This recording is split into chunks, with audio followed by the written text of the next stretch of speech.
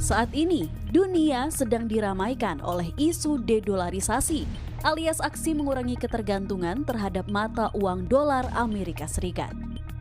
Baru-baru ini, negara aliansi BRICS yakni Brazil, Rusia, India, China, dan Afrika Selatan bahkan tengah berencana menciptakan alat pembayaran baru. Hal ini demi mengurangi ketergantungan terhadap mata uang dolar dan euro. Tak hanya itu, sejumlah negara juga telah berusaha meningkatkan penggunaan mata uang lokal dalam aktivitas perdagangannya demi mengurangi ketergantungan terhadap dolar Amerika Serikat. Tak terkecuali Indonesia. Indonesia telah mengimplementasikan kerjasama Local Currency Transaction atau LCT dengan sejumlah negara, yakni China, Jepang, Malaysia, dan Thailand.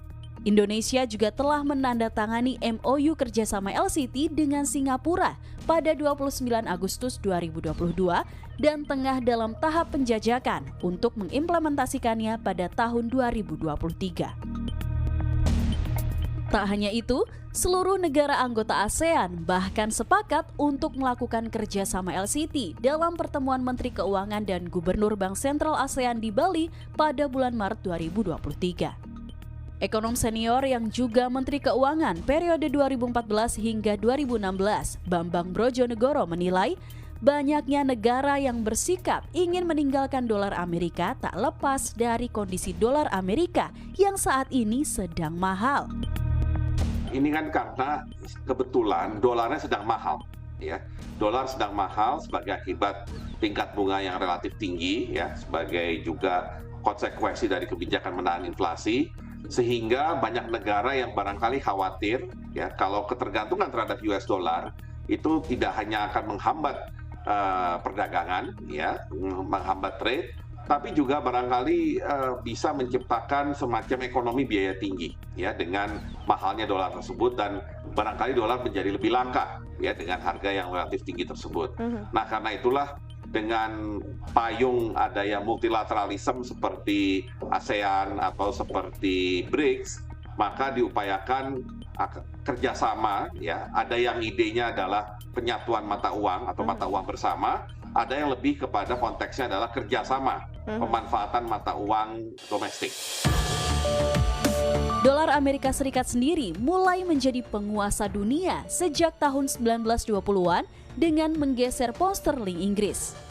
Hegemoni dolar Amerika dalam sistem keuangan global semakin dikuatkan oleh Bretton Woods System atau sistem Bretton Woods yang dibentuk pada tahun 1944 dan merupakan langkah Amerika Serikat dalam menciptakan tatanan sistem moneter baru di mana emas tidak lagi bisa menjadi nilai tukar tunggal. Hingga saat ini, dolar Amerika Serikat tetap menjadi penguasa di sistem keuangan global karena paling banyak digunakan dalam perdagangan internasional. Banyak negara juga menjadikan dolar Amerika Serikat sebagai mata uang cadangan untuk menjaga stabilitas perekonomian. Hal ini jelas terlihat dalam komposisi cadangan devisa global.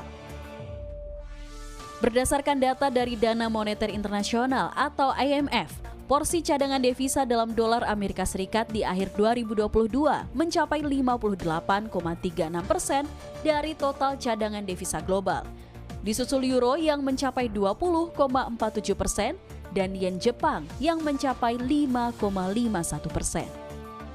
Namun yang cukup menarik adalah fakta bahwa sebenarnya porsi cadangan devisa dalam mata uang dolar Amerika Serikat di dunia terus mengalami penurunan. Berdasarkan data IMF di tahun 2016, porsi cadangan devisa dalam dolar Amerika Serikat masih sekitar 65% dari cadangan devisa global. Dan di akhir 2022, porsinya tinggal 58,36%.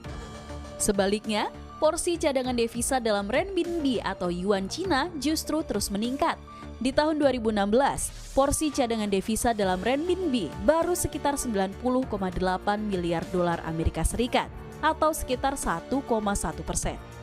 Namun di tahun 2022, nilai cadangan devisa dalam renminbi telah mencapai sekitar 298 miliar dolar Amerika atau mencapai 2,69% dari cadangan devisa global.